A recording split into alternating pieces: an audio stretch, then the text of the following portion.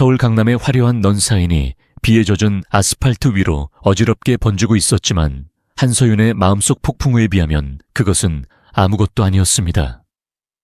대한민국 최고의 위기관리 전문가라고 불리던 그녀가 하루아침에 회사 공금을 횡령했다는 누명을 쓰고 바닥으로 내동댕이 쳐진 날이었기 때문입니다.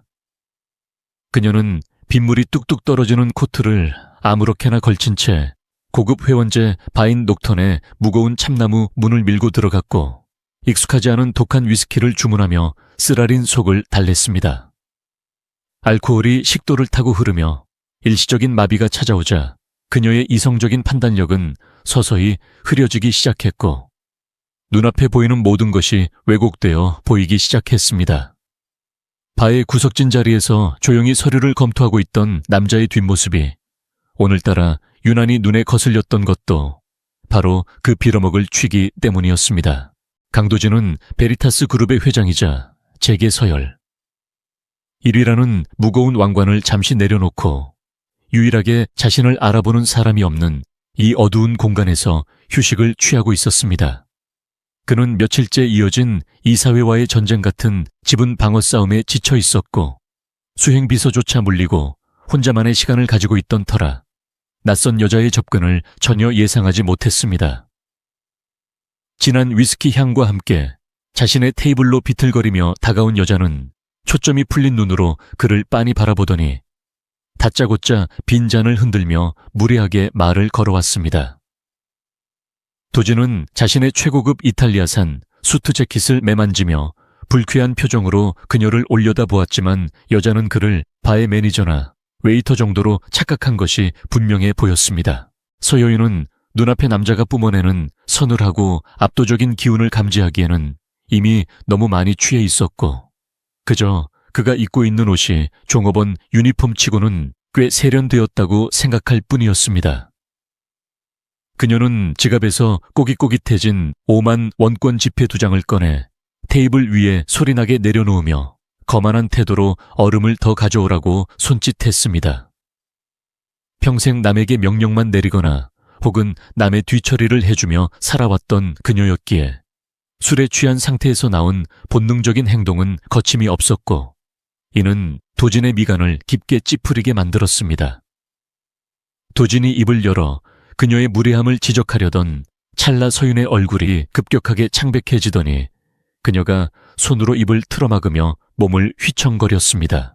그 순간은 마치 슬로우 모션처럼 일어났는데 도진이 반사적으로 몸을 피하려고 했으나 이미 때는 늦었고 서윤은 참지 못한 토사물을 도진의 그 비싼 수트 상의와 셔츠에 쏟아내고 말았습니다. 바의 정적을 깨는 끔찍한 소리와 함께 시큼한 냄새가 진동했고 주변에 있던 몇몇 손님들이 경악하며 그들을 쳐다보았지만 서윤은 이미 상황 판단 능력을 상실한 상태였습니다. 그녀는 멍한 표정으로 엉망이 된 도진의 셔츠를 바라보다가 미안하다는 말 대신 테이블 위에 올려두었던 돈을 도진의 젖은 가슴팍에 쑤셔 넣으며 팁이라고 중얼거렸습니다. 그리고는 도망치듯 비틀거리는 걸음으로 발을 빠져나갔고 도진은 축축하고 더러워진 옷을 입은 채 굳어버린 석상처럼 그 자리에 홀로 남겨졌습니다.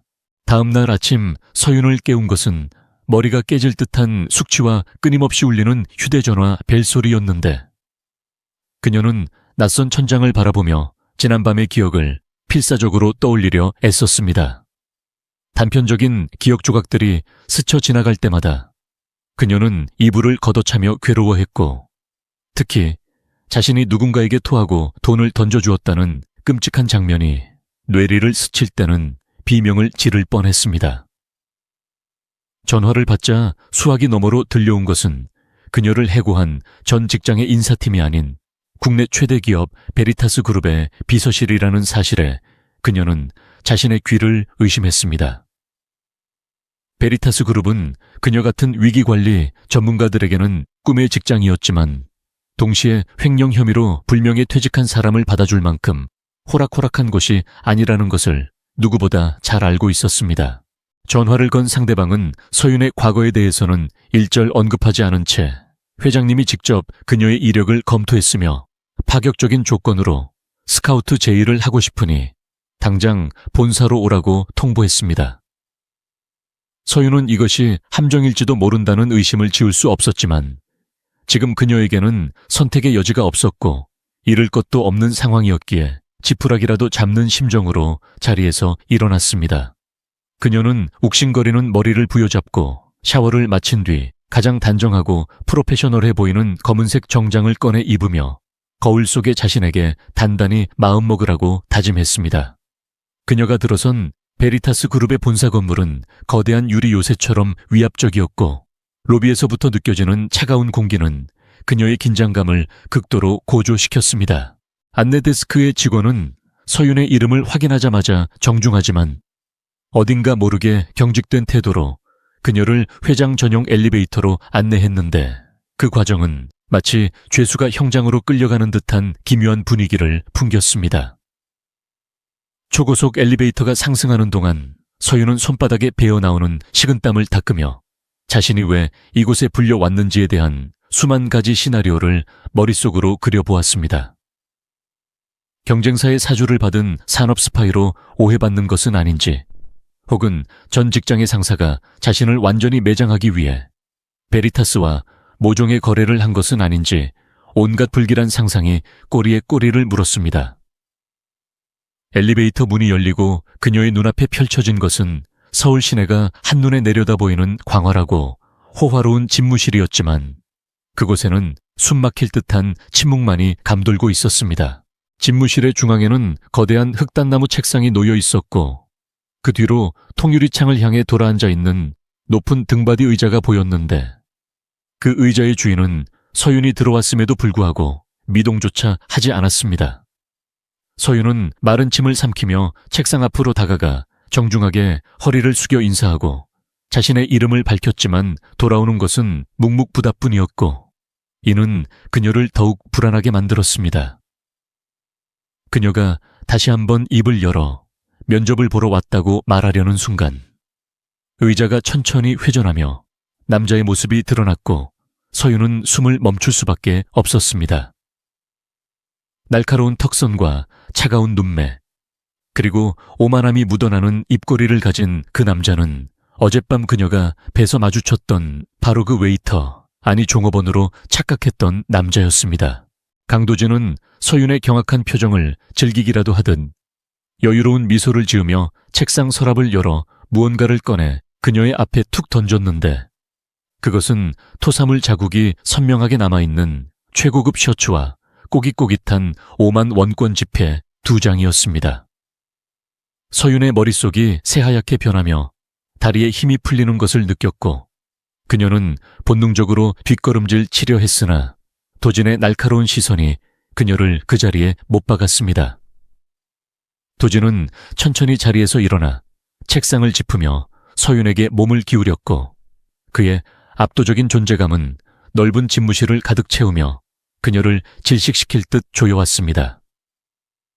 그는 낮은 목소리로 이 셔츠가 이탈리아 장인이 한 땀 한 땀 수놓은 한정판이며 그 가격이 서윤이 던져준 팁의 수백 배에 달한다는 사실을 친절하지만 잔인하게 설명해 주었습니다.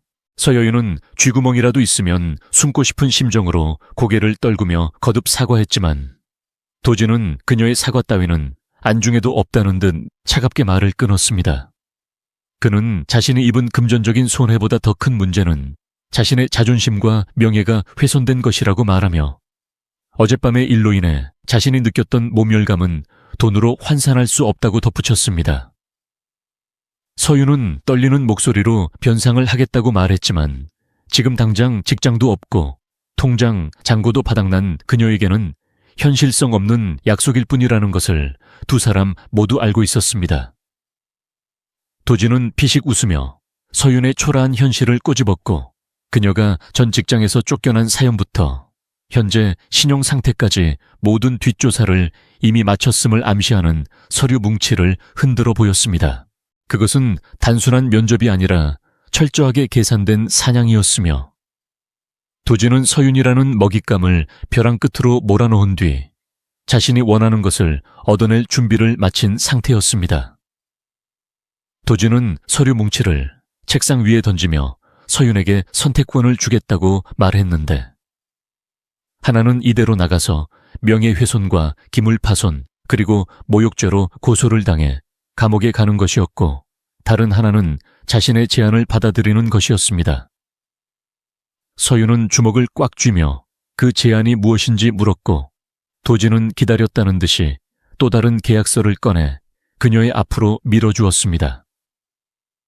계약서의 첫 장에는 고용계약서라는 평범한 제목이 적혀 있었지만, 그 내용을 훑어보는 서윤의 눈동자가 점점 커지며 믿을 수 없다는 듯 흔들리기 시작했습니다. 그 계약서는 단순한 비서나 홍보 담당자의 업무를 명시한 것이 아니라 강도진 회장의 개인적인 사생활 관리부터 시작해서 대외적인 이미지 메이킹, 그리고 더 나아가 위장 약혼녀로서의 역할까지 포함하고 있었습니다. 도진은 지금 자신에게 필요한 것은 단순한 직원이 아니라 자신의 곁에서 24시간 붙어 있으면서 자신을 둘러싼 하이에나 같은 친인척들의 공격을 막아줄 방패이자 무기가 필요하다고 설명했습니다. 그는 서윤이 가진 위기관리 능력과 도끼, 그리고 어젯밤 보여준 그 무모할 정도의 대담함이 마음에 들었다고 말하며 그녀에게 자신의 파트너가 되어줄 것을 요구했습니다. 서윤이 망설이는 기색을 보이자 도진은 그녀가 잃어버린 명예를 되찾아주고 전 직장에서 그녀를 짓밟았던 사람들에게 복수할 기회를 주겠다는 달콤한 미끼를 던졌습니다. 서윤은 갈등했고 머리로는 이것이 위험한 도박이라는 것을 알았지만 가슴 깊은 곳에서는 억울함과 분노가 들끓고 있었기에 도진의 제안은 거부할 수 없는 유혹으로 다가왔습니다. 그녀는 떨리는 손으로 계약서를 집어들었고 도진은 승리자의 미소를 지으며 만년필을 그녀에게 건네주었는데 그 순간 두 사람 사이에는 묘한 긴장감이 흘렀습니다. 서윤이 서명을 마치자마자 도진은 표정을 싹 바꾸며 이제부터 그녀는 자신의 소유이며 자신의 허락 없이는 그 어떤 곳으로도 도망칠 수 없다고 선언했습니다. 그는 인터폰을 눌러 비서에게 서윤의 짐을 자신의 저택으로 옮기라고 지시했고 서윤이 반발할 틈도 없이 그녀를 이끌고 집무실 밖으로 나갔습니다. 복도를 지나가는 동안 마주치는 직원들은 도진의 곁에 선 서윤을 호기심 어린 눈으로 쳐다보았지만 도진은 그들의 시선을 전혀 의식하지 않은 채 당당하게 걸어갔습니다. 서윤은 앞으로 펼쳐질 자신의 운명이 어떻게 될지 가늠조차 할 수 없었지만 적어도 어제처럼 비참하게 술에 취해 길바닥을 헤매는 일은 없을 것이라는 직감이 들었습니다.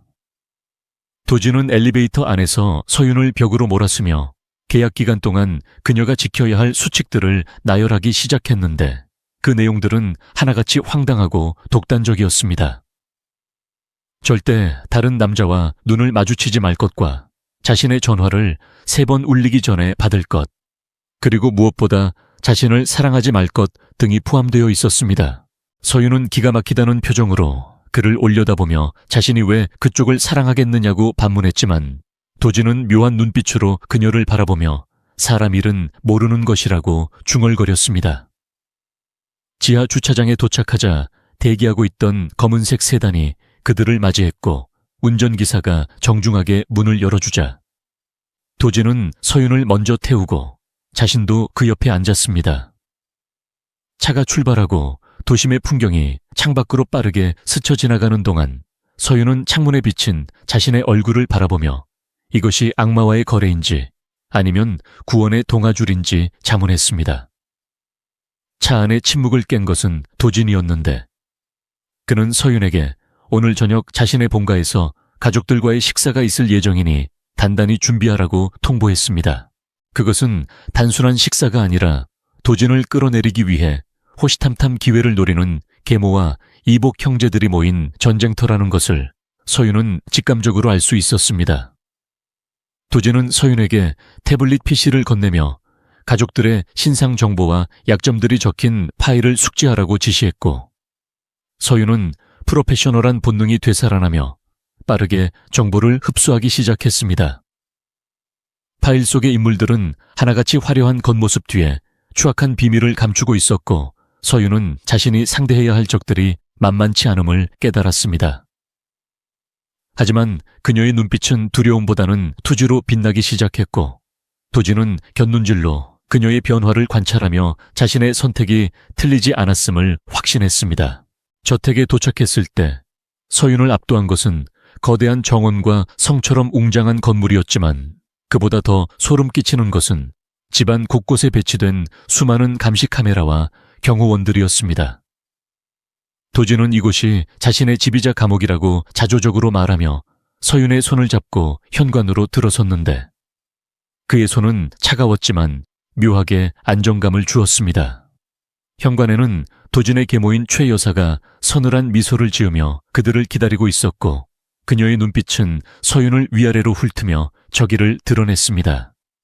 도진은 서윤의 허리를 감싸 안으며 보란듯이 그녀를 자신의 약혼녀라고 소개했고 최 여사의 표정이 일순간 일그러지는 것을 보며 서윤은 이 연극이 이미 시작되었음을 깨달았습니다. 서윤은 최 여사의 날카로운 질문, 공세에도 당황하지 않고 침착하고 우아하게 대처하며 도진과의 러브스토리를 능청스럽게 지어내 이야기했습니다. 그녀의 완벽한 연기에 도진조차 놀라워하는 눈치였고 최 여사는 꼬투리를 잡지 못해 분한 듯 입술을 깨물었습니다. 식사가 이어지는 동안 식탁 위에는 보이지 않는 칼날들이 오고 갔고 서윤은 도진을 방어하며 동시에 최 여사의 신경을 긁는 교묘한 화술을 구사했습니다. 하지만 서윤이 화장실을 가기 위해 잠시 자리를 비웠을 때 복도 구석에서 수상한 인기척을 느꼈고 그녀의 본능적인 감각이 경고음을 울렸습니다. 그녀는 소리가 난 쪽으로 조심스럽게 다가갔고 그곳에서 도진의 서재로 이어지는 비밀 통로의 문이 살짝 열려 있는 것을 발견했습니다.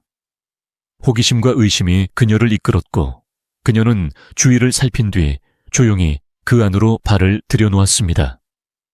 어두운 서재 안에서는 붉은색 LED 불빛이 깜빡이고 있었는데 가까이 다가가 보니 그것은 도진의 책상 밑에 부착된 도청 장치였습니다.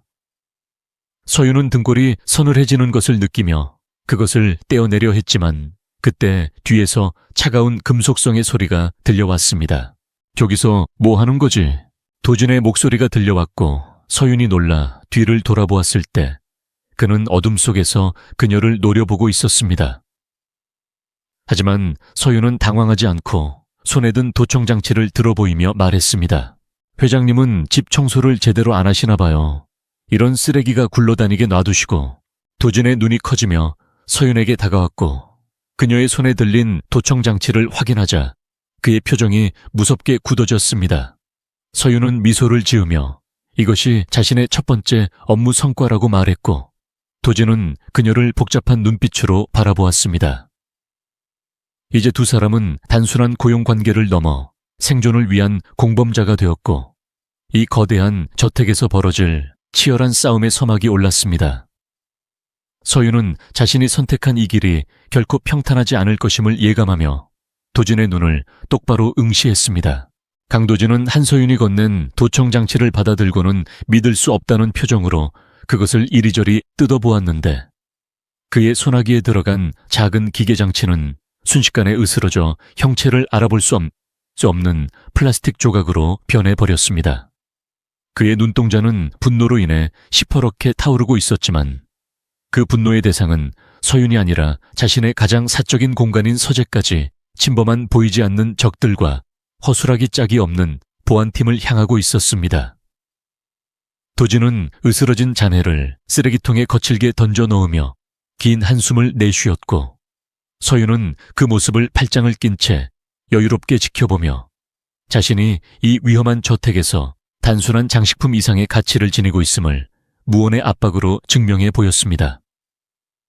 그는 서윤에게 어떻게 보안팀조차 발견하지 못한 것을 찾아냈느냐고 낮게 으르렁거렸고 서윤은 자신의 전공이 위기관리라는 점을 상기시키며 전문가의 눈에는 공간의 부조화가 본능적으로 감지된다고 담담하게 대답했습니다. 이 작은 사건은 두 사람 사이의 역학관계를 미묘하게 변화시켰는데 도준은 더 이상 서윤을 빚쟁이나 골치 아픈 취객으로만 대할 수 없게 되었고 그녀가 가진 예리한 감각이 자신의 생존에 필수적인 무기가 될 수 있음을 인정해야만 했습니다. 그는 서윤을 데리고 서재의 안쪽 밀실로 이동하여 금고 속에 보관되어 있던 진짜 계약서를 다시 꺼내 들었는데 이번에는 단순한 고용계약이 아니라 기밀 유지 조항과 상호 협력에 관한 세부 사항이 빽빽하게 적힌 서류였습니다. 도지는 서윤에게 펜을 건네며 이 계약서에 서명하는 순간부터 그녀는 베리타스 그룹의 공식적인 안주인 후보이자 자신의 그림자로서 모든 위험을 함께 감수해야 한다고 경고했습니다.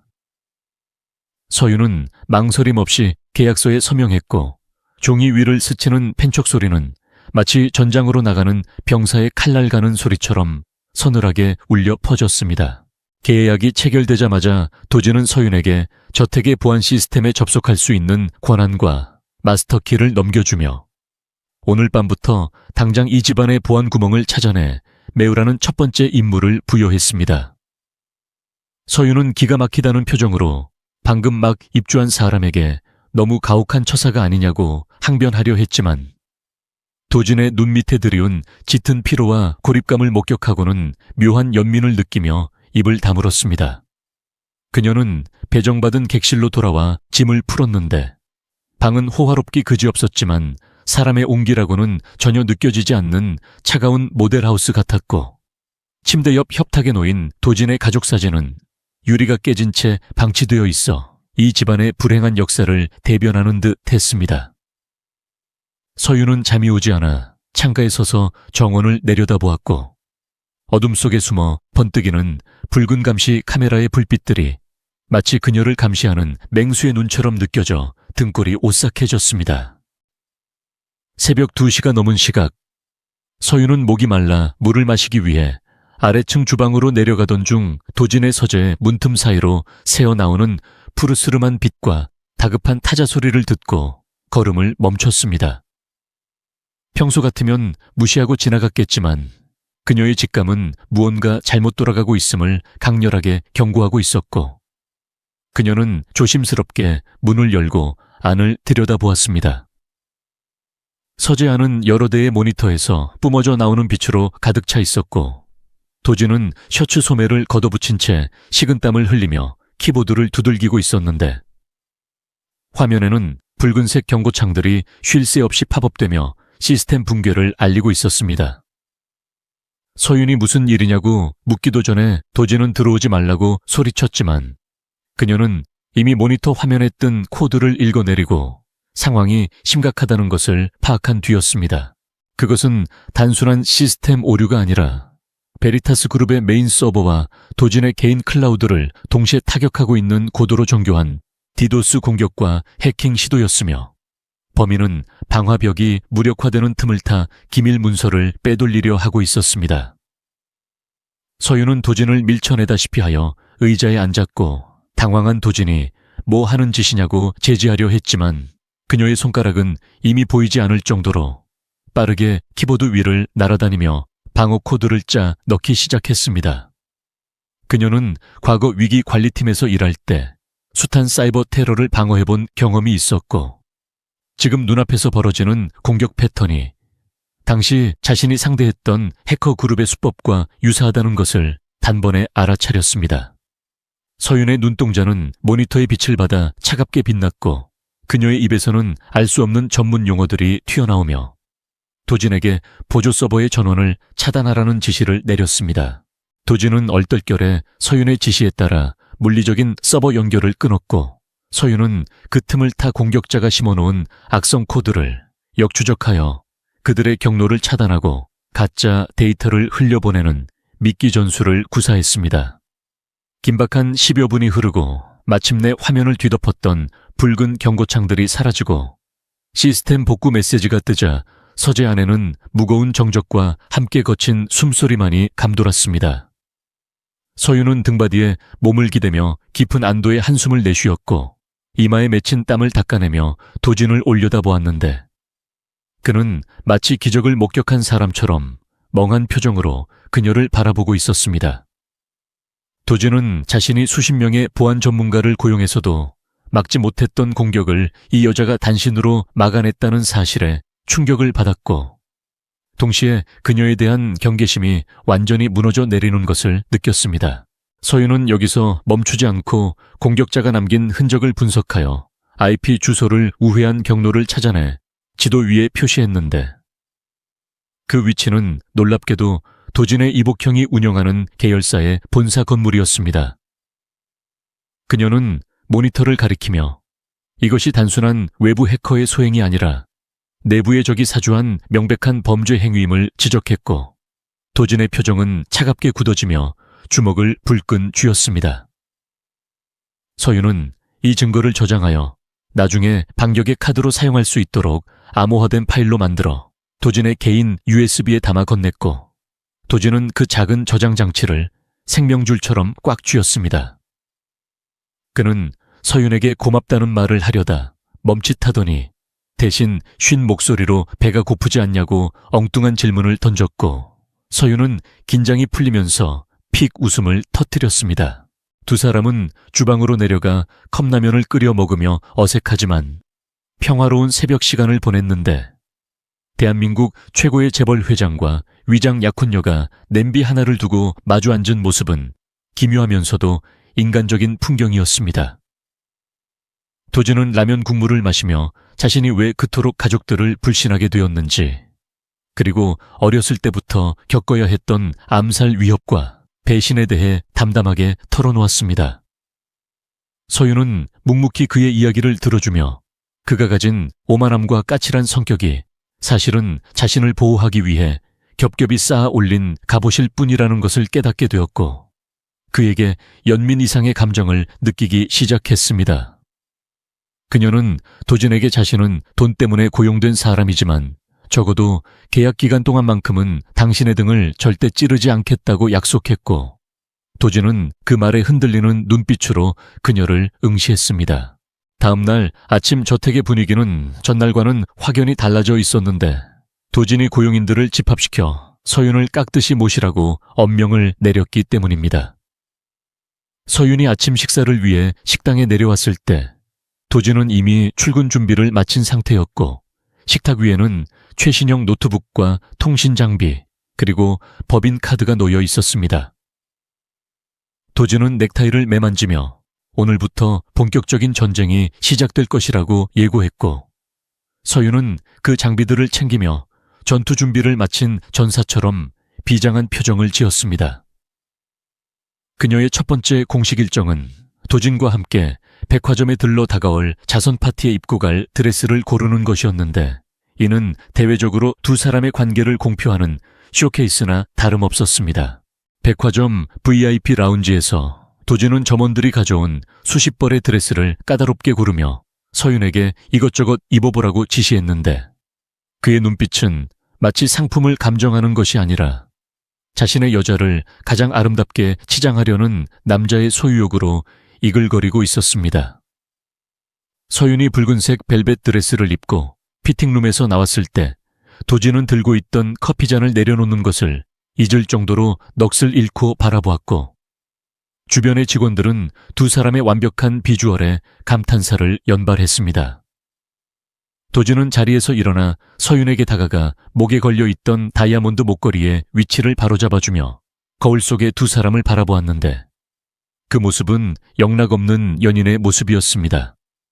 그는 서윤의 귓가에 대고 오늘 밤 파티에서 당신을 물어뜯으려 달려들 하이에나들이 많을 테니 단단히 각오하라고 속삭였습니다. 하지만 서윤은 거울 속에 자신을 당당하게 바라보며 피식 웃었고 자신은 이미 잃을 것이 없는 사람이기에 두려울 것도 없다고 대꾸했습니다. 쇼핑을 마치고 회사로 이동하는 차 안에서 서윤은 도진에게 파티 참석자 명단을 요구했고 그 안에는 자신을 해고했던 전 직장의 사장 이름도 포함되어 있었습니다. 서윤의 눈빛이 매섭게 변하는 것을 본 도진은 흥미롭다는 듯 미소를 지으며 그녀가 어떤 방식으로 복수를 할지 기대된다고 말했습니다. 서윤은 태블릿 PC를 켜고 참석자들의 인물 관계도와 최근 이슈들을 빠르게 분석하며 머릿속으로 시뮬레이션을 돌리기 시작했고 도진은 일하는 그녀의 모습에서 섹시함과 듬직함을 동시에 느꼈습니다. 회사에 도착하자마자 도진은 긴급 임원 회의를 소집하여 어젯밤 있었던 해킹 시도에 대해 보고받는 척하며 내부 스파이의 반응을 살폈습니다. 서윤은 도진의 곁에 앉아 회의 내용을 기록하는 척하며 임원들의 표정과 손동작 하나하나를 관찰했고, 특히 도진의 이복형이 불안한 듯 계속해서 넥타이를 만지작거리는 것을 놓치지 않았습니다. 회의가 끝나고 두 사람만 남게 되었을 때 서윤은 도진에게 범인이 누구인지 확신한다고 말했고, 도진 역시 고개를 끄덕이며 이제 덫을 놓을 차례라고 대답했습니다. 그들은 다가올 파티를 단순한 사교 모임이 아니라 적들을 일망타진할 거대한 무대로 만들 계획을 세우며 은밀한 눈빛을 교환했습니다. 한편 도진의 계모인 최 여사는 자신의 신복으로부터 도진이 정체불명의 여자를 데려와 집안에 들였다는 보고를 받고 분노의 몸을 떨었습니다. 그녀는 그 여자가 도진의 약점이 될지 아니면 새로운 위협이 될지 파악하기 위해 사람을 풀어 뒷조사를 시작했고, 오늘 밤 파티에서 그녀를 철저하게 짓밟아 주겠다고 다짐했습니다. 폭풍전야의 고요함 속에서 서윤과 도진은 각자의 무기를 챙기며 다가올 밤을 준비했고, 그들의 운명은 이제 거대한 소용돌이 속으로 빨려 들어가고 있었습니다. 서윤은 도진이 선물한 구두를 신으며 이 구두가 자신을 신데렐라로 만들어줄지 아니면 가시밭길을 걷게 할지 알 수 없었지만 적어도 혼자 걷지는 않을 것이라는 사실에 위안을 얻었습니다. 서울의 밤하늘을 수놓는 화려한 조명 아래 대한민국 상위 1%만이 초대받는다는 자선 파티가 열리는 그랜드 호텔의 볼룸은 이미 숨막힐 듯한 긴장감으로 가득 차 있었습니다. 최고급 대리석 바닥 위로 쉴 새 없이 터지는 카메라 플래시와 붉은 카펫을 밟고 입장하는 정적의 인사들의 가식적인 미소는 마치 잘 짜여진 연극 무대를 보는 듯 했습니다. 강도진의 팔짱을 낀 채 차에서 내린 한서윤은 쏟아지는 시선들을 온몸으로 받아내며 잠시 주춤했지만 도진의 단단한 팔뚝이 그녀에게 무언의 지지를 보내오자 곧바로 허리를 꼿꼿이 세웠습니다. 그녀가 입은 붉은 벨벳 드레스는 현장의 모든 빛을 흡수하는 듯 강렬했고, 도진의 칠흑 같은 턱시도와 완벽한 대조를 이루며 두 사람은 단숨에 파티장의 주인공으로 떠올랐습니다. 기자들은 베리타스 그룹의 젊은 회장이 대동한 낯선 여인의 정체를 알아내기 위해 서로 밀치며 질문을 쏟아냈지만 도진은 그들을 차갑게 무시한 채 서윤을 에스코트하며 로비로 들어섰습니다. 연 회장에 들어서자마자 느껴지는 공기는 바깥보다 훨씬 더 무겁고 끈적거렸는데, 그것은 참석자들이 뿜어내는 탐욕과 질시, 그리고 계산적인 눈빛들이 뒤섞여 만들어낸 탁한 기류였습니다. 서윤은 도진의 곁에 서서 주변을 둘러보며 태블릿 PC로 암기했던 인물들의 얼굴을 하나하나 매치시키기 시작했고, 그들의 약점과 비리를 머릿속으로 빠르게 되새김질했습니다.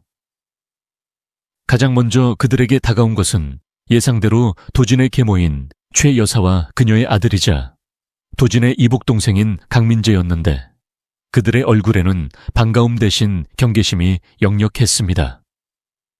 최 여사는 우아하게 샴페인 잔을 기울이며 서윤을 위아래로 훑어보더니 도진에게 이런 자리에 검증되지 않은 사람을 데려오는 것은 경솔한 행동이라며 뼈있는 말을 던졌습니다.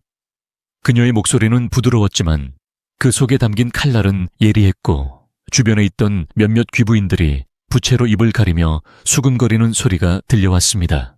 하지만 서윤은 당황하는 기색 없이 오히려 한 발짝 앞으로 나서며 최 여사의 눈을 똑바로 응시했고 가장 정중하고 우아한 미소를 지어 보였습니다. 그녀는 회장님이 선택한 사람이라면 그 자체로 이미 검증이 끝난 것이 아니냐고 반문하며 최 여사가 운영하는 갤러리의 위장 논란이 최근 언론에 보도되지 않도록 막아준 것이 누구인지 은연중에 상기시켰습니다. 서윤의 말은 겉으로는 감사를 표하는 듯 했지만 실상은 최 여사의 약점을 쥐고 있다는 경고였기에 최 여사의 표정은 순식간에 딱딱하게 굳어버렸습니다. 도진은 곁에서 서윤의 대처를 지켜보며 입가에 희미한 미소를 띄었고 자신의 예상이 틀리지 않았음을 확인하며 묘한 쾌감을 느꼈습니다. 강민재가 분위기를 수습하려 어설픈 농담을 던졌지만 도진은 그를 차가운 눈빛으로 제압하며 서윤의 허리를 감싸 안고 다른 테이블로 이동해 버렸습니다. 파티가 무르익어갈 무렵 서윤은 잠시 화장실을 다녀오기 위해 도진과 떨어지게 되었는데 그 틈을 놓치지 않고 불청객이 그녀의 앞길을 막아섰습니다. 그는 바로 서윤을 억울하게 해고하고 누명을 씌워 인생의 바닥으로 떨어뜨렸던 전 직장의 사장 박 대표였는데 그는 비열한 웃음을 흘리며 그녀에게 다가왔습니다. 박 대표는 서윤이 재벌 회장의 파트너로 나타난 것이 믿기지 않는다는 듯 비아냥거리며 몸이라도 팔아서 그 자리를 꿰찬 것이냐고 모욕적인 언사를 서슴지 않았습니다. 서윤의 손이 부들부들 떨렸지만 그녀는 감정에 휘둘려 이를 그르치지 않기 위해 심호흡을 하며 끓어오르는 분노를 억누르려 애썼습니다. 박 대표는 그녀의 침묵을 두려움으로 착각하고 더욱 기고만장해져서 그녀의 어깨에 손을 올리려 했고 서윤은 반사적으로 그의 손을 쳐내려 했습니다. 그 순간 어디선가 나타난 도진이 박 대표의 손목을 낚아채며 무시무시한 악력으로 비틀어 버렸고 박 대표는 비명을 지르며 바닥에 주저앉았습니다. 파티장의 시선이 순식간에 그들에게 집중되었고 도진은 싸늘한 목소리로 감히 누구의 몸에 손을 대느냐고 으르렁거렸습니다. 박 대표는 고통에 일그러진 얼굴로 도진에게 자신이 누군지 아느냐고 소리쳤지만 도진은 그가 운영하는 회사가 베리타스 그룹의 하청업체 중 하나라는 사실을 언급하며 내일 아침부로 모든 계약이 파기될 것이라고 선고했습니다. 서윤은 바닥에 널브러진 박 대표를 내려다보며 더 이상 그가 두려운 존재가 아님을 깨달았고 자신을 보호하기 위해 나선 도진의 넓은 등에서 알 수 없는 든든함을 느꼈습니다. 도진은 손수건을 꺼내 박 대표의 손목을 잡았던 자신의 손을 닦아내며 마치 더러운 것을 만진 듯한 제스처를 취했고 그것은 박 대표에게 씻을 수 없는 굴욕을 안겨주었습니다. 이 소동 이후 파티장의 분위기는 미묘하게 바뀌었는데 사람들은 더 이상 서윤을 함부로 대하지 못했고 그녀를 도진과 동등한 위치의 권력자로 인식하기 시작했습니다. 특히 서윤을 따돌리려 했던 사교계의 부인들은 그녀가 가진 정보력과 도진의 총애를 두려워하며 슬금슬금 피하거나 억지 미소를 지으며 아부하기 바빴습니다. 서윤은 그들의 위선적인 태도에 역겨움을 느꼈지만 도진과의 계약을 이행하기 위해 끝까지 평정심을 유지하며 파티의 안주인 역할을 완벽하게 수행했습니다. 왈츠 음악이 흘러나오자 도진은 서윤에게 손을 내밀었고 두 사람은 플로어 중앙으로 나아가 춤을 추기 시작했는데 서로의 천이 맞닿는 순간 기묘한 전율이 흘렀습니다. 도진은 서윤의 귓가에 대고 오늘 정말 잘했다고 속삭였고 서윤은 그 칭찬에 가슴이 두근거리는 것을 느끼며 얼굴을 붉혔습니다. 하지만 그 평화로운 시간은 오래가지 못했는데 도진의 경호팀장이 다급한 표정으로 다가와 귓속말을 전하자 도진의 표정이 급격히 어두워졌습니다. 그는 서윤의 손을 잡고 서둘러 파티장을 빠져나가려 했고 영문을 모르는 서윤은 하이힐을 신고 그의 빠른 걸음을 쫓아가느라 숨이 찼습니다. 엘리베이터를 타고 지하 주차장으로 내려가는 동안 도진은 서윤에게 아무 말도 하지 않았지만 잡은 손에 들어간 힘만으로도 상황이 심각하다는 것을 짐작할 수 있었습니다. 지하 주차장은 텅 비어 있었고 으스스한 정적만이 감돌고 있었는데 그들이 차에 다다랐을 때 운전기사의 모습은 보이지 않았고 대신 검은 그림자들이 기둥 뒤에서 하나둘씩 나타나기 시작했습니다. 도진은 본능적으로 서윤을 자신의 등 뒤로 숨기며 경계 태세를 취했고 나타난 괴한들은 쇠파이프와 흉기를 든 채 그들을 포위해 왔습니다. 그들은 단순한 강도가 아니라 누군가의 사주를 받고 도진을 노리는 전문적인 청부업자들이 분명해 보였고 그들의 눈빛에서는 살기가 느껴졌습니다. 도진은 서윤에게 차 열쇠를 던져주며 틈을 봐서 차에 타 시동을 걸라고 소리쳤고 그와 동시에 괴한들이 그를 향해 달려들었습니다. 도진은 재킷을 벗어던지고 능숙한 격투 실력으로 괴한들을 상대하기 시작했는데 그의 움직임은 빠르고 정확했지만 수적 열세를 극복하기에는 역부족이었습니다. 서윤은 공포에 질려 주저앉고 싶었지만 도진이 피를 흘리며 싸우는 모습을 보고 정신을 차렸고 떨리는 손으로 차문을 열고 운전석에 올라탔습니다. 엔진 소리가 굉음을 내며 울려 퍼지자 괴한들 중 일부가 차 쪽으로 방향을 틀었고 서윤은 기어를 넣고 엑셀을 밟아 그들을 향해 돌진하는 신용을 하며 위협했습니다. 그 틈을 타 도진은 자신을 붙잡고 있던 놈을 쳐내고 굴러서 조수석 문을 열고 채 올라탔고 서윤은 문이 닫히기도 전에 차를 급출발시켰습니다.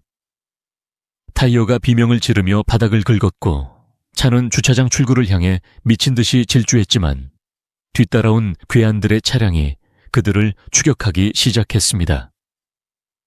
도심의 도로 위에서 영화 같은 추격전이 벌어졌고 서윤은 평소에는 상상도 못할 과격한 운전 솜씨로 빗길을 헤치며 추격자들을 따돌리려 애썼습니다. 도진은 거친 숨을 몰아쉬며 백미러를 통해 뒤따라오는 차량을 확인하고 서윤에게 길 안내를 하며 그녀의 손을 꽉 잡아주었습니다. 서윤은 공포와 아드레날린이 뒤섞인 상태에서 핸들을 꽉 쥐고 있었고 옆에서 피를 흘리는 도진의 모습이 눈에 들어오자 눈물이 핑 돌았습니다. 그녀는 좁은 골목길로 차를 꺾어 들어가 복잡한 시장통을 가로지르는 기지를 발휘했고 마침내 추격자들의 차량이 장애물에 막혀 뒤처지는 것을 확인했습니다. 그들은 한강변의 외진 둔치에 차를 세우고 나서야 비로소 안도의 한숨을 내쉴 수 있었는데 차 안에는 비냄새와 피냄새 그리고 두 사람의 거친 호흡만이 가득했습니다. 도진은 고통스러운 신음을 흘리며 상처 부위를 움켜쥐었고 서윤은 놀라 울먹이며 그의 셔츠를 찢어 지혈을 시도했습니다.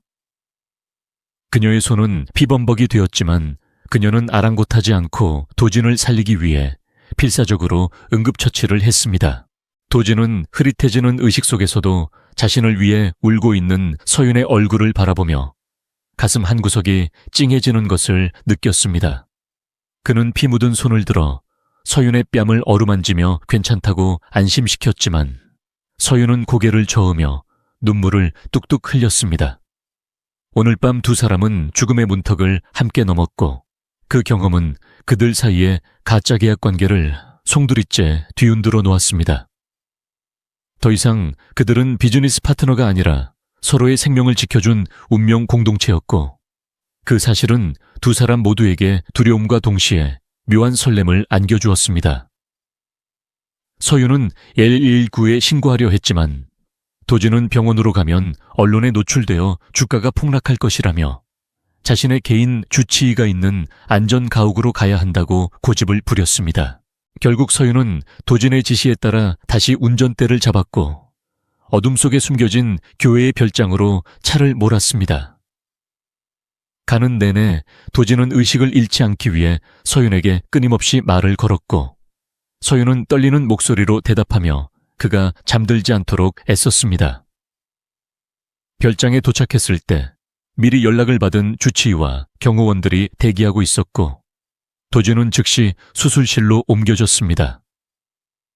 홀로 남겨진 서윤은 피 묻은 드레스를 입은 채 소파에 주저앉아 멍하니 벽난로의 불꽃을 바라보았는데 온몸의 기운이 빠져나가 손가락 하나 까딱할 수 없었습니다. 그녀는 오늘 밤 자신이 겪은 일들이 꿈이 아니라는 것을 증명하듯 손에 남아있는 도진의 핏자국을 내려다보며 복잡한 감정에 휩싸였습니다. 몇 시간 뒤 수술을 마치고 나온 주치의는 도진의 생명에는 지장이 없지만 며칠간 절대 안정이 필요하다고 전했습니다. 서윤은 그제야 긴장이 풀려 눈물을 쏟아냈고 주치의의 안내를 받아 도진이 잠든 방으로 들어갔습니다. 침대에 누워있는 도진의 얼굴은 창백했지만 평온해 보였고 서윤은 조심스럽게 다가가 그의 이마에 맺힌 식은땀을 닦아주었습니다. 그녀는 의자에 앉아 밤새도록 그의 곁을 지키며 잠든 그의 얼굴을 관찰했는데 평소에 오만하고 차가운 모습은 사라지고 상처 입은 한 남자의 모습만이 남아 있었습니다. 서윤은 자신이 이 위험한 남자를 사랑하게 될지도 모른다는 불길한 예감에 몸을 떨었지만 이미 그녀의 마음은 걷잡을 수 없이 그에게 기울어져 가고 있었습니다. 새벽녘이 되어 도진이 힘겹게 눈을 떴을 때 가장 먼저 본 것은 자신의 침대에 머리를 기대고 잠든 서윤의 모습이었습니다. 그는 욱신거리는 통증을 참으며 손을 뻗어 그녀의 헝클어진 머리카락을 넘겨주었고 그 손길에 서윤이 놀라 눈을 떴습니다. 두 사람의 시선이 허공에서 마주쳤고 잠시 동안 아무 말 없이 서로를 바라보기만 했습니다. 도진은 갈라진 목소리로 고맙다고 말했고 서윤은 말없이 고개를 끄덕이며 그의 손을 잡아주었습니다. 그 순간 창밖에서는 새로운 하루를 알리는 태양이 떠오르고 있었지만 두 사람 앞에는 더욱 거대하고 위험한 음모가 기다리고 있다는 것을 그들은 아직 알지 못했습니다. 파티장에서의 습격은 단순한 경고였을 뿐 진짜 전쟁은 이제부터 시작이라는 사실을 말입니다. 서윤은 도진의 손을 꽉 쥐며 다짐했습니다. 이 남자를 지키기 위해서라면 악마와도 손을 잡겠노라고. 안전 가옥에서의 시간은 폭풍우가 지나간 뒤 찾아온 고요한 섬처럼 비현실적이면서도 아늑했습니다. 도진의 상처가 아물어가는 며칠 동안 서윤은 그의 곁을 잠시도 떠나지 않고 지켰는데 그 과정에서 두 사람 사이에 존재하던 보이지 않는 벽이 서서히 허물어져 내리는 것을 느낄 수 있었습니다. 도진은 침대에 기대앉아 창밖의 숲을 바라보며 평생 누구에게도 털어놓지 않았던 어린 시절의 이야기를 꺼냈습니다. 어머니가 돌아가신 후 계모와 이복 형제들의 틈바구니에서 살아남기 위해 어떻게 감정을 죽이고 스스로를 고립시켰는지 담담하게 말하는 그의 목소리는 건조했지만 그 속에 담긴 깊은 슬픔은 서윤의 가슴을 저릿하게 만들었습니다. 서윤은 붕대를 갈아주던 손길을 멈추고 그의 손등 위에 자신의 손을 포개며 아무 말 없이 천을 나누었고 그 작은 위로가 도진에게는 그 어떤 명약보다도 큰 치유가 되었습니다. 도진은 서윤의 손을 맞잡으며 그녀의 눈을 깊이 들여다보았고 그 순간 두 사람 사이에는 말로 설명할 수 없는 기류가 흘렀습니다. 그는 자신이 지금껏 사람을 믿지 않는 것을 철칙으로 삼아왔지만 당신만은 예외로 두고 싶다는 위험한 고백을 나지막이 읊조렸습니다. 서윤은 그 말에 가슴이 벅차오르면서도 한편으로는 두려움을 느꼈는데 그들의 관계가 계약이라는 모래성 위에 지어진 것임을 누구보다 잘 알고 있었기 때문입니다. 하지만 도진의 뜨거운 시선을 피할 수 없었던 그녀는 조심스럽게 그에게 다가가 이마에 입을 맞추며 열이 내린 것 같다고 애둘러 마음을 표현했습니다. 그날 밤 두 사람은 서로의 품 안에서 잠이 들었고 서윤은 이 평화가 영원히 지속되기를 간절히 바랐지만 운명은 그들에게 그리 관대하지 않았습니다. 도진의 상태가 호전되자마자 비서실장으로부터 긴급한 호출이 왔고 두 사람은 다시 전쟁터와 다름없는 서울의 본가로 복귀해야만 했습니다. 차가 저택의 정문을 통과할 때 서윤은 며칠 전과는 다른 서늘한 기운을 감지했는데 경호원들의 눈빛이 어딘가 모르게 적대적으로 변해 있었기 때문입니다. 현관에 들어서자 거실에는 도진의 계모인 최 여사와 이복형 강민재 그리고 주요 임원들이 심각한 표정으로 그들을 기다리고 있었습니다. 도진이 무슨 일이냐고 묻기도 전에 최 여사는 탁자 위에 놓인 두툼한 서류 봉투를 턱짓으로 가리키며 혀를 찼습니다.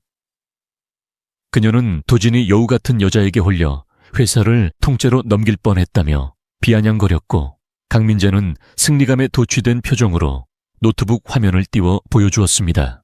화면에는 며칠 전 있었던 해킹 사건 당시의 로그 기록이 떠 있었는데 충격적이게도 내부 접속자의 IP 주소가 서윤이 사용하던 노트북으로 되어 있었습니다.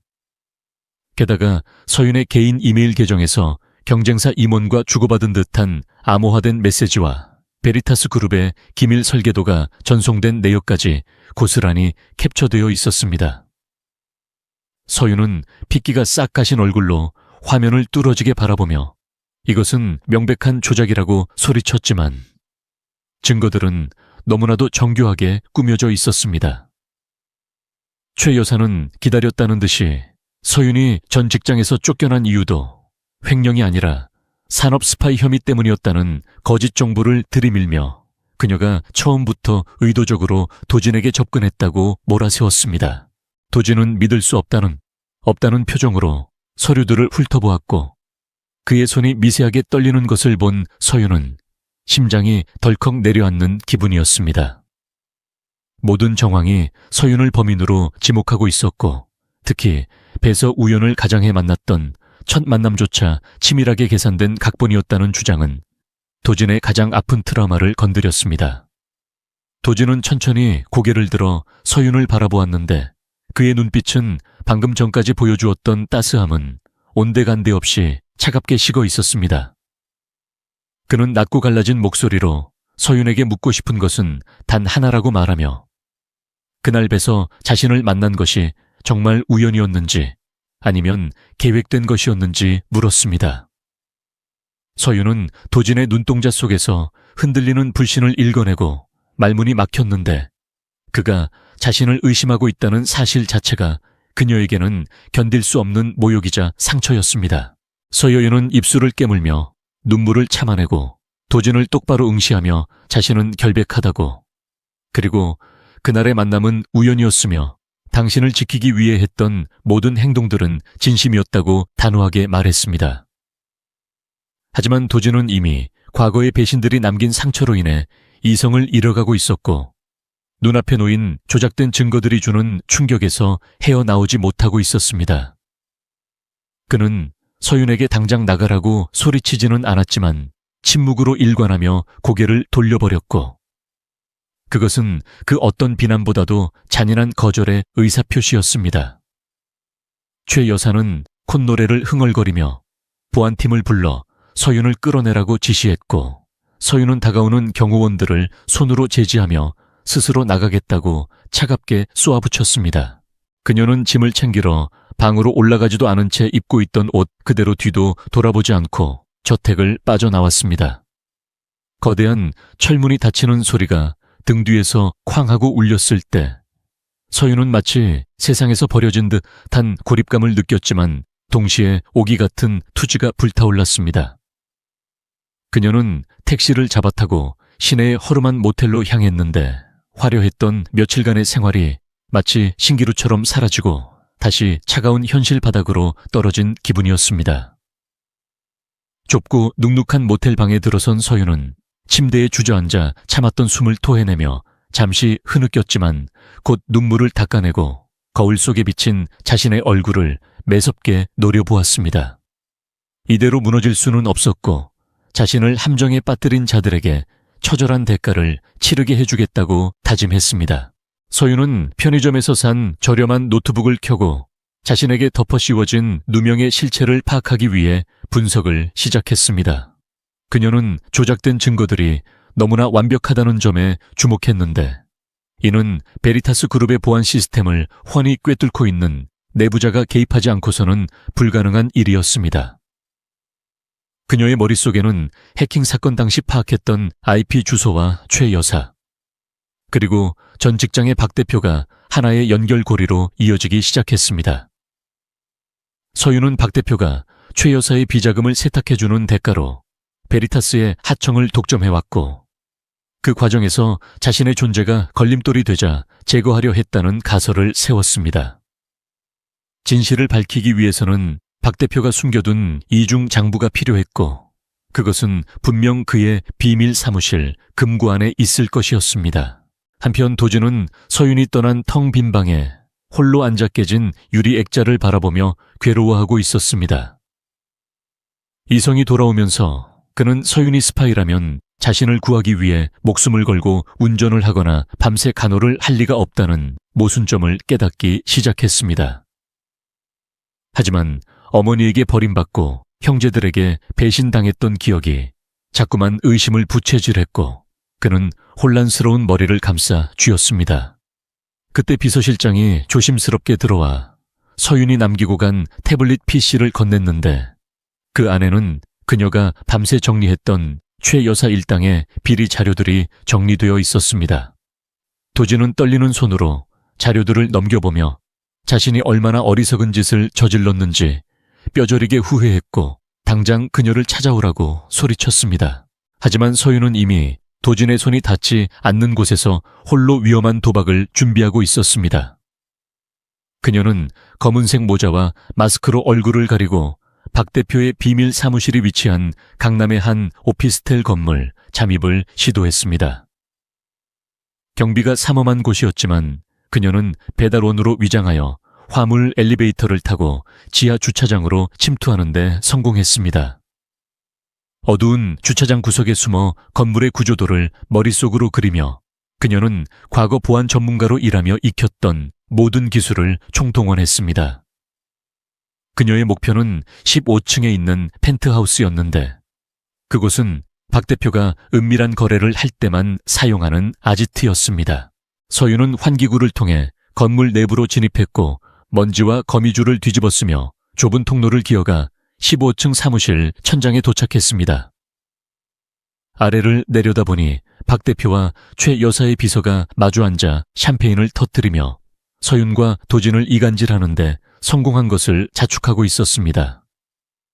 그들의 대화를 통해 서윤은 자신의 예상이 적중했음을 확인했고 휴대전화를 꺼내 그들의 목소리를 녹음하기 시작했습니다.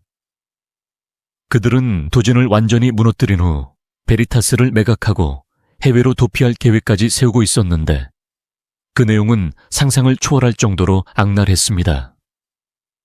서윤은 분노로 손이 떨렸지만 결정적인 물증인 이중장부를 확보하기 위해 그들이 자리를 비울 때까지 숨죽여 기다렸습니다. 마침내 그들이 술에 취해 잠시 자리를 비운 사이 서윤은 잽싸게 천장에서 내려와 금고가 있는 벽 쪽으로 이동했습니다. 그녀는 도진의 집에서 봤던 보안 시스템과 유사한 모델임을 확인하고 전자 해킹 툴을 이용해 금고의 비밀번호를 해독하기 시작했습니다. 시간이 촉박했기에 식은땀이 비오듯 쏟아졌고 복도에서는 경호원들의 발소리가 점점 가까워지고 있었습니다. 띠리릭하는 경쾌한 소리와 함께 금고 문이 열렸고 그 안에는 예상대로 검은 가죽 수첩과 외장 하드가 들어있었습니다. 서윤이 그것들을 챙겨 품에 넣고 돌아서는 순간 사무실 문이 벌컥 열리며 박 대표가 들어왔습니다. 두 사람의 눈이 마주쳤고 박 대표는 경악한 표정으로 소리를 질러 경호원들을 불렀습니다. 서윤은 망설임 없이 창가에 놓인 무거운 화분을 던져 유리를 깨뜨린 뒤 창문 밖으로 뛰어내릴 각오로 난간에 올라섰습니다. 하지만 15층이라는 높이는 너무나 아찔했고 뒤에서는 건장한 사내들이 들이닥치고 있었습니다. 그녀는 옆 건물의 옥상으로 이어진 배관 파이프를 발견하고는 죽기 살기로 몸을 날렸는데 손바닥이 까지고 어깨가 탈골될 듯한 고통이 밀려왔지만 멈출 수 없었습니다. 겨우 파이프에 매달린 채 그녀는 아래를 내려다보며 도진의 얼굴을 떠올렸고 반드시 살아서 돌아가리라 다짐했습니다. 그 시각 도진은 위치 추적을 통해 서윤이 강남의 한 오피스텔 근처에 있다는 신호를 포착하고 직접 차를 몰아 질주하고 있었습니다. 그는 자신이 그녀를 믿지 못해 사지로 내몰았다는 죄책감에 시달리며 핸들을 잡은 손에 핏줄이 터질 듯 힘을 주었습니다. 제발 무사하기만을 빌며 그는 엑셀을 밟았고 베리타스 그룹의 최정예 보안 요원들이 그의 뒤를 따랐습니다. 서윤은 파이프를 타고 힘겹게 옆 건물 옥상으로 넘어갔지만 이미 그곳에도 박 대표의 부하들이 대기하고 있었고 그녀는 포위되고 말았습니다. 놈들은 흉기를 들고 서서히 포위망을 좁혀왔고 서윤은 더 이상 도망칠 곳이 없다는 것을 깨달았습니다. 서윤은 품속의 증거물을 꽉 쥐며 마지막 발악을 준비했습니다. 그녀는 비록 싸움에는 서툴렀지만 깡다구 하나만큼은 누구에게도 뒤지지 않았기에 주변에 있던 쇠파이프를 집어들고 그들을 노려보았습니다.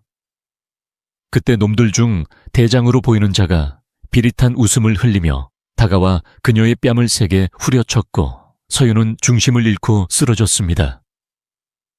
입안이 터져 비릿한 피맛이 느껴졌지만 그녀는 도끼 어린 눈으로 그를 쏘아보며 침을 뱉었습니다. 그자가 다시 주먹을 들어 올리는 순간 옥상 문이 부서질 듯 열리며 굉음과 함께 헬리콥터의 서치라이트가 그들을 비췄습니다. 눈부신 빛 속에서 도진이 밧줄을 타고 내려오는 모습은 마치 하늘에서 내려온 사신처럼 압도적이었습니다. 도진은 착지하자마자 서윤에게 달려드는 놈을 발차기로 날려버리고 그녀의 앞을 막아섰습니다. 그의 눈은 분노로 인해 붉게 충혈되어 있었고 온몸에서는 살기가 뿜어져 나왔습니다. 그는 서윤을 돌아보지 않은 채 낮고 묵직한 목소리로 말했습니다. 내 여자에게 손끝 하나라도 건드리면 지옥을 보여주겠다고. 그 말은 허세가 아닌 진심 어린 경고였고 서윤은 그의 뒷모습을 보며 왈칵 눈물을 쏟아냈습니다. 이제 상황은 역전되었고 도진과 서윤은 등을 맞대고 최후의 결전을 준비했습니다. 어둠이 짙게 깔린 옥상 위에서 두 사람의 운명을 건 싸움이 다시 시작되려 하고 있었습니다. 헬리콥터의 프로펠러가 일으키는 거센 바람이 옥상의 먼지를 사방으로 흩날리는 가운데 강도진은 지옥에서 걸어나온 아수라처럼 박 대표의 수하들을 유린했습니다.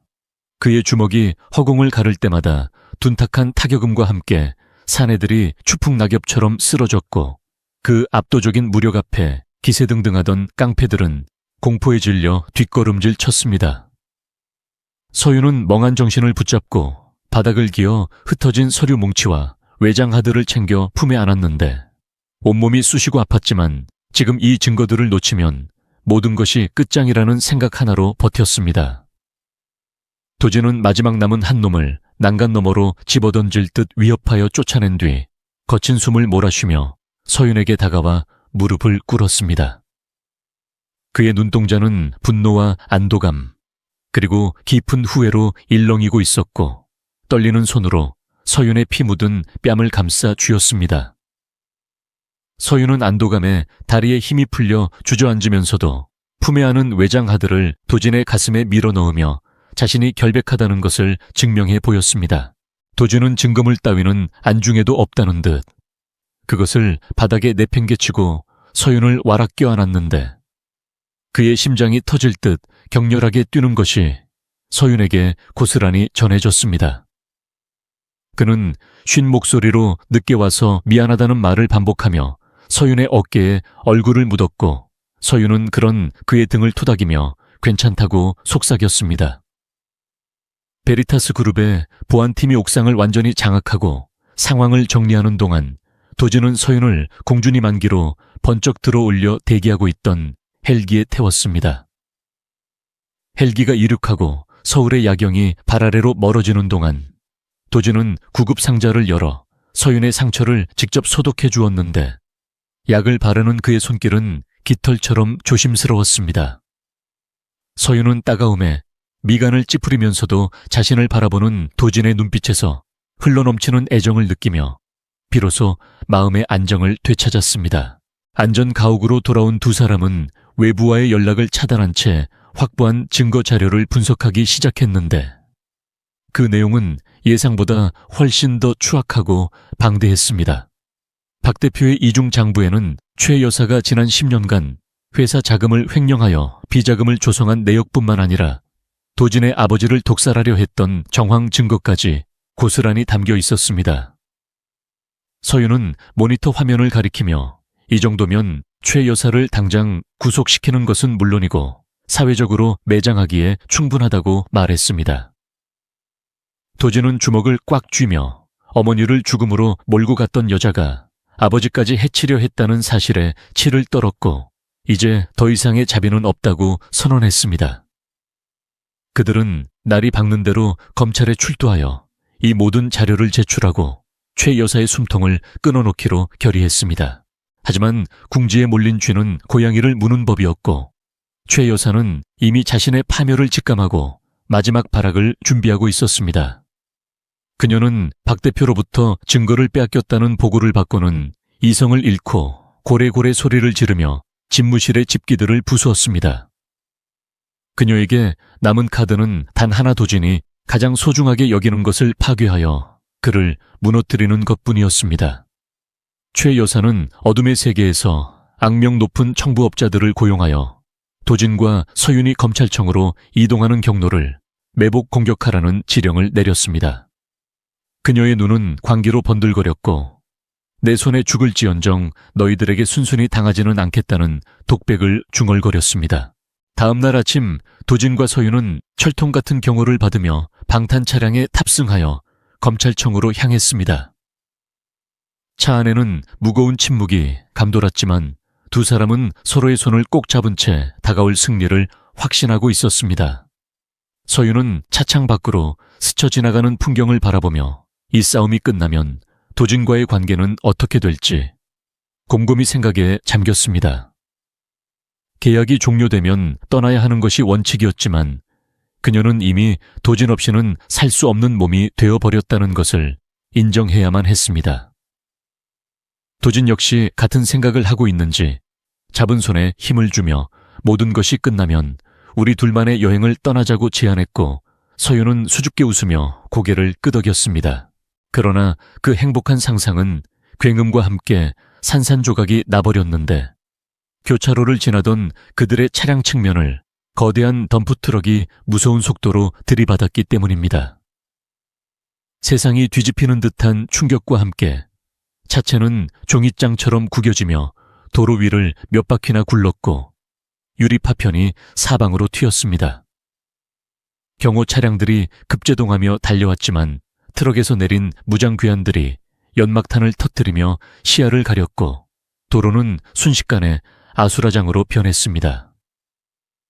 도진은 피를 흘리며 정신을 잃어가면서도 옆자리에 서윤을 찾기 위해 손을 허우적거렸지만 그녀의 자리는 비어 있었고 찢어진 차 문만이 덜컹거리고 있을 뿐이었습니다.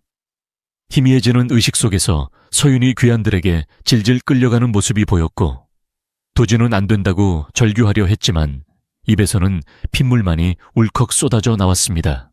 도진이 병원에서 눈을 떴을 때는 이미 반나절이 지난 뒤였고 그의 머리에는 붕대가 감겨 있었으며 한쪽 팔은 깁스를 한 상태였습니다.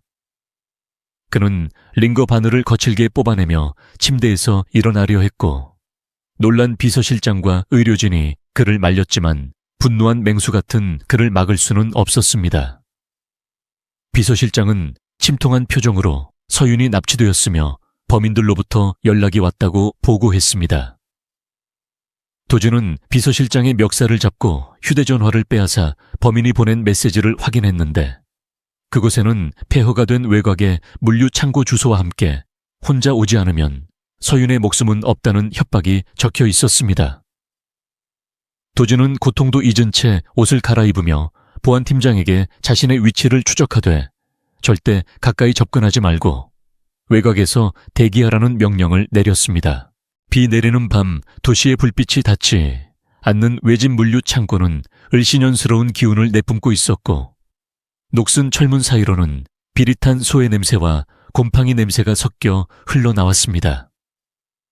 도진은 한 손에 최 여사의 비리 증거가 담긴 가방을 들고 절뚝거리는 다리를 이끌며 창고 안으로 들어섰습니다. 넓은 창고 중앙에는 서윤이 의자에 묶인 채 입에 재갈이 물려 있었고 그녀의 얼굴은 멍과 상처로 엉망이 되어 있었습니다. 서윤은 도진을 보자마자 눈을 크게 뜨며 오지 말라고 고개를 저었지만 입이 막혀 으붑거리는 소리만 낼 뿐이었습니다. 그 뒤에는 최 여사가 우아한 모피 코트를 입고 의자에 앉아 와인을 마시고 있었고 박 대표와 무장한 용병들이 도진에게 총구를 겨누고 있었습니다.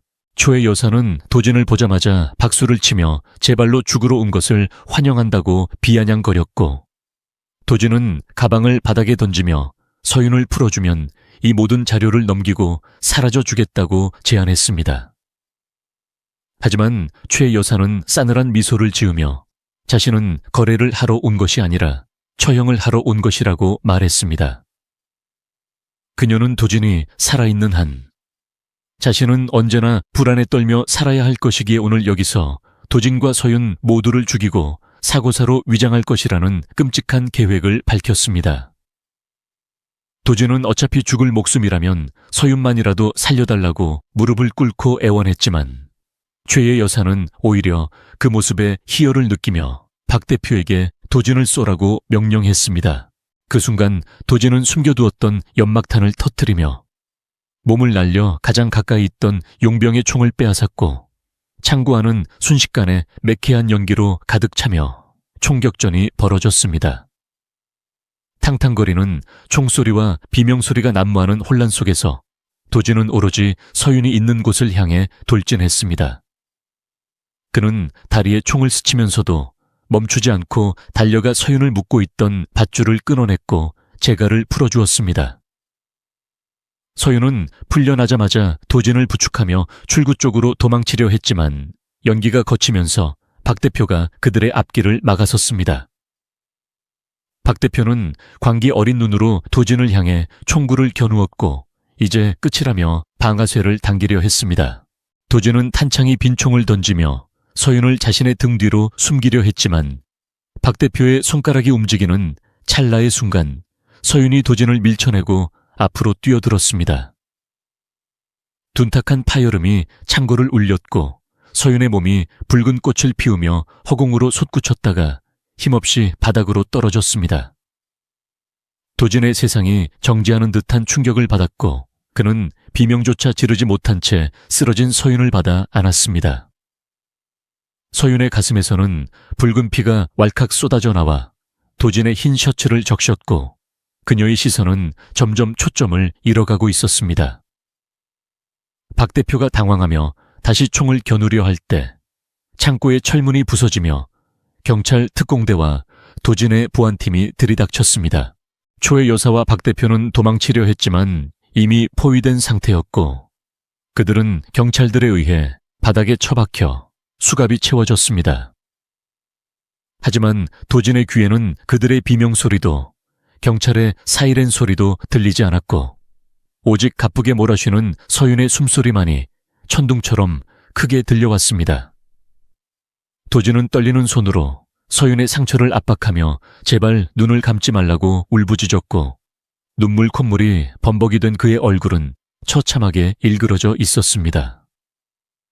서윤은 힘겹게 손을 들어 도진의 뺨을 어루만지며 당신을 지킬 수 있어서 다행이라는 말을 남기고 스르르 눈을 감았습니다. 그녀의 손이 힘없이 바닥으로 툭 떨어지자 도진은 짐승 같은 오열을 토해내며 그녀의 이름을 목 놓아 불렀습니다. 구급대원들이 달려와 서윤에게 심폐소생술을 시도하고 산소 호흡기를 채우는 동안 도진은 넋이 나간 사람처럼 그 모습을 지켜보았습니다. 들것에 실려 나가는 서윤을 따라 구급차에 올라탄 도진은 그녀의 차가워지는 손을 잡고 제발 죽지 말라고 빌고 또 빌었습니다.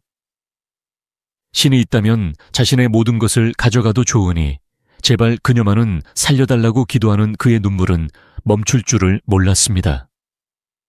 구급차가 병원을 향해 질주하는 동안 심전도 모니터의 그래프는 위태롭게 흔들리고 있었고 도진의 심장 또한 타들어가는 것 같았습니다.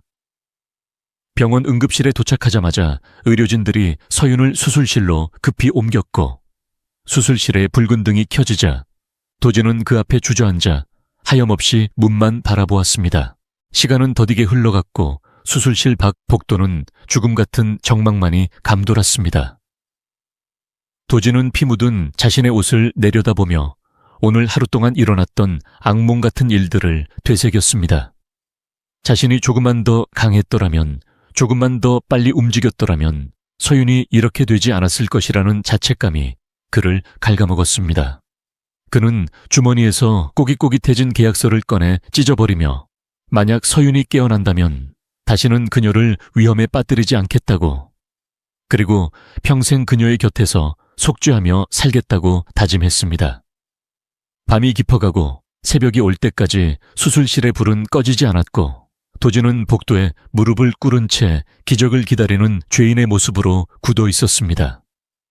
이것이 그들의 사랑이 맞이한 비극적인 결말인지 아니면 새로운 시작을 위한 시련인지 알 수 없는 채로 운명의 시간은 흘러가고 있었습니다. 수술실의 붉은 등이 꺼지고 창백하게 질린 의사가 마스크를 벗으며 걸어 나오는 그 짧은 순간이 강도진에게는 영겁의 시간처럼 느껴졌습니다. 그는 굳어버린 다리를 억지로 움직여 의사 앞으로 다가갔지만 목구멍이 막혀 아무런 말도 나오지 않았고 단지 간절한 눈빛으로 생사를 물을 뿐이었습니다. 의사는 긴 한숨을 내쉬며 탄환이 심장 바로 옆을 스쳐 지나가 출혈이 심했지만 다행히 급소는 피했다고 말하며 기적적으로 목숨을 건졌다는 소식을 전했습니다. 도진은 그제야 참고 있던 숨을 토해내며 바닥에 주저앉았고 다리에 힘이 풀려 부축하려는 비서실장의 손길조차 뿌리치고 흐느꼈습니다. 서윤은 중환자실로 옮겨졌고 각종 기계장치에 둘러싸인 차에 깊은 잠에 빠져 있었지만 규칙적으로 울리는 심전도 모니터의 기계음만이 그녀가 살아있음을 증명하고 있었습니다. 도진은 그녀의 침대 옆에 의자를 놓고 앉아 창백한 그녀의 손을 자신의 두 손으로 감싸쥐며 다시는 이 손을 놓지 않겠다고 맹세했습니다. 서윤의 의식을 회복하지 못하고 사경을 헤매는 일주일 동안 도진은 병실을 집무실로 삼아 한 발자국도 밖으로 나가지 않았습니다.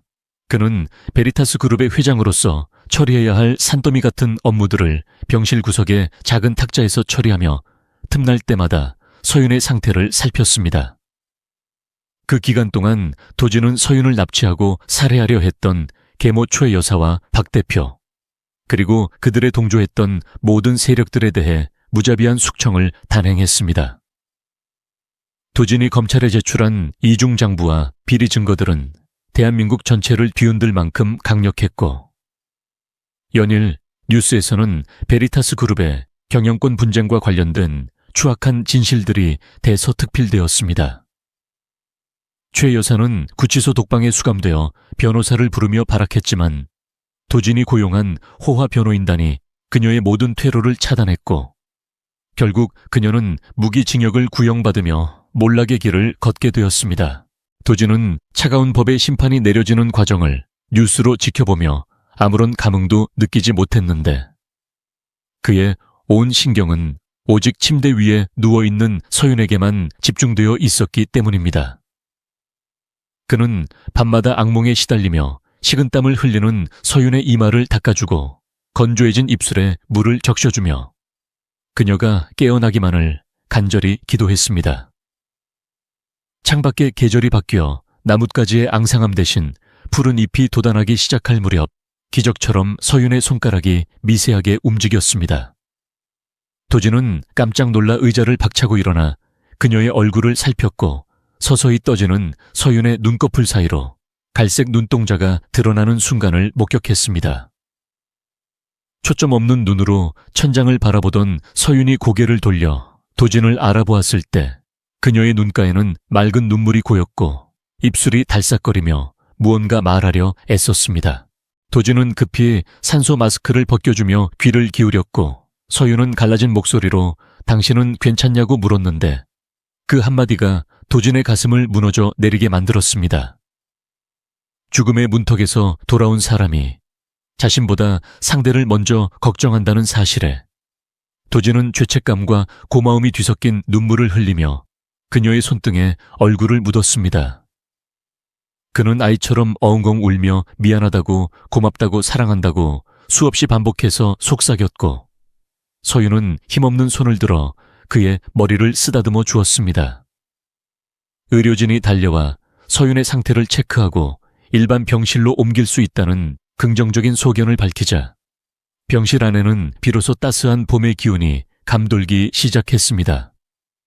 서윤의 회복 속도는 놀라울 정도로 빨랐는데 이는 도진의 지극정성 어린 간호와 그녀 자신의 강인한 의지가 만들어낸 결과였습니다.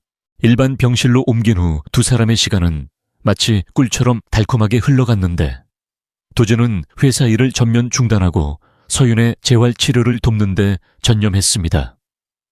그는 서윤이 휠체어에 앉아 병원 정원을 산책할 때면 직접 휠체어를 밀어주었고 밥을 먹을 때는 숟가락 위에 반찬을 올려주며 지독한 팔불출의 면모를 보였습니다.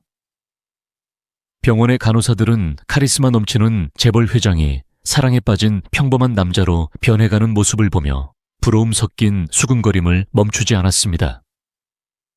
서윤은 그런 도진의 과잉 보호가 부담스러우면서도 싫지 않았기에 짐짓 핀잔을 주면서도 행복한 미소를 감추지 못했습니다. 어느 날 오후 따사로운 햇살이 비치는 병원 벤치에 앉아 두 사람은 그동안 미뤄두었던 진지한 대화를 나누게 되었습니다. 도진은 서윤에게 자신이 찢어버렸던 계약서의 조각들을 다시 붙여 코팅한 것을 보여주며 이것이 우리 관계의 시작이었음을 상기시켰습니다. 서윤은 흉물스럽게 변한 계약서를 보며 웃음을 터뜨렸지만 도진의 표정은 사뭇 진지했습니다. 그는 이 종이 쪼가리가 당신을 내 곁에 묶어두기 위한 족쇄인 줄 알았는데 사실은 나를 구원해줄 동아줄이었다고 고백했습니다. 도진은 서윤의 눈을 바라보며 이제 이 계약은 무효라고 선언하고는 코팅된 계약서를 쓰레기통에 던져버렸습니다.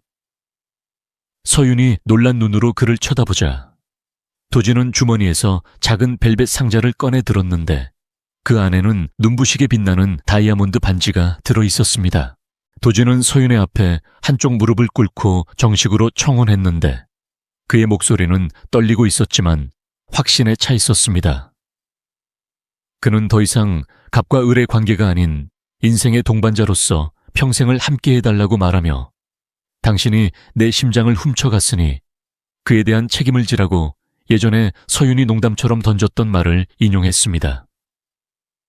서윤은 눈시울이 붉어지며 고개를 끄덕였고 도진은 떨리는 손으로 그녀의 약지에 반지를 끼워주었습니다.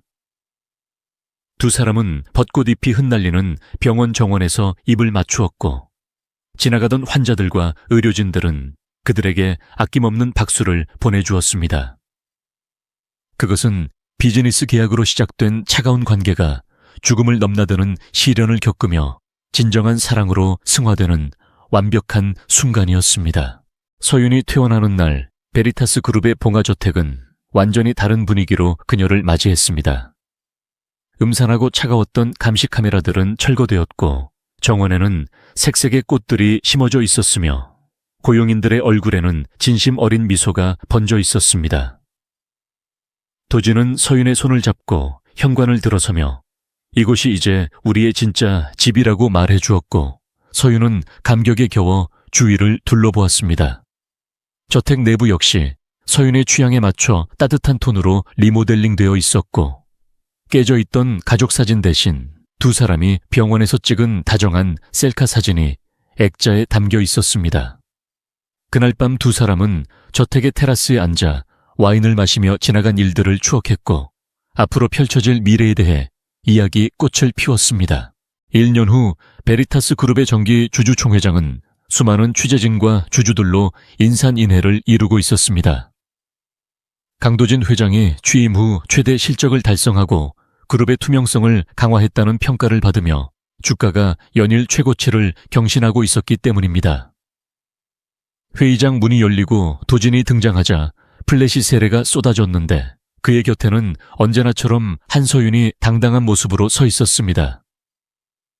이제는 위장 약혼녀가 아닌 베리타스 그룹의 전략기획실장이자 회장의 공식적인 아내로서 그녀는 도진의 가장 든든한 파트너가 되어 있었습니다.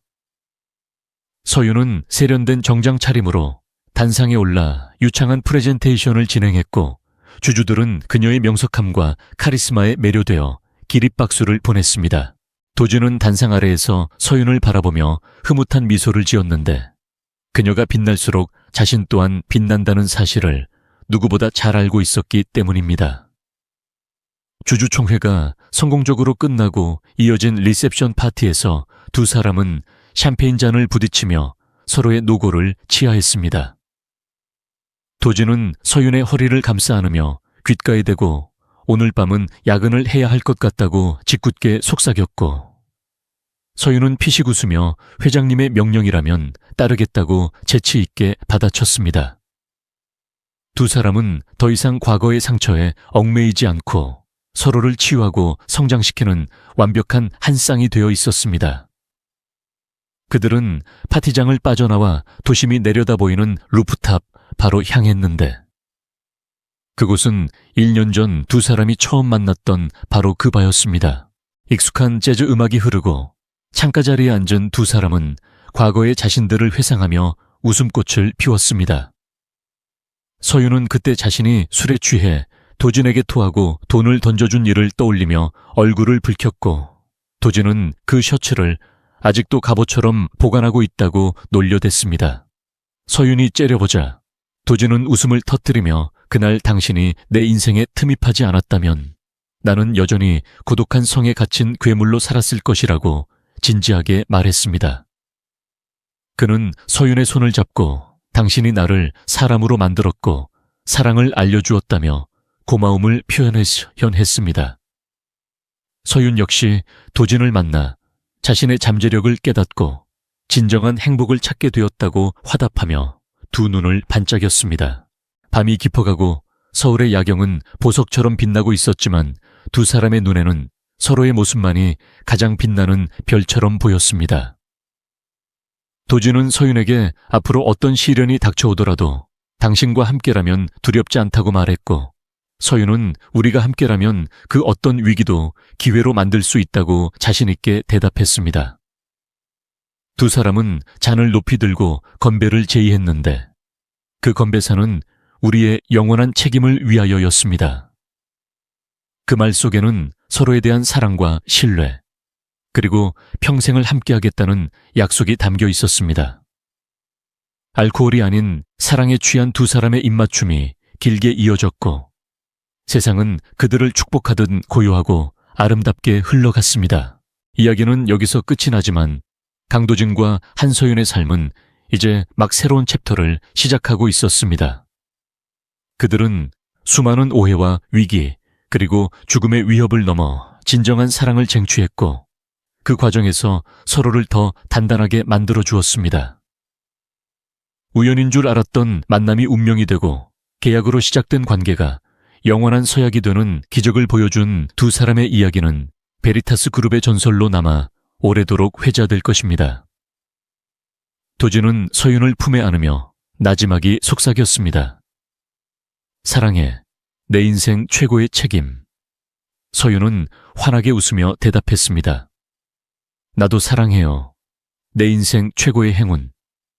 두 사람의 행복한 웃음소리가 밤하늘로 퍼져나가며 긴 이야기는 막을 내렸습니다.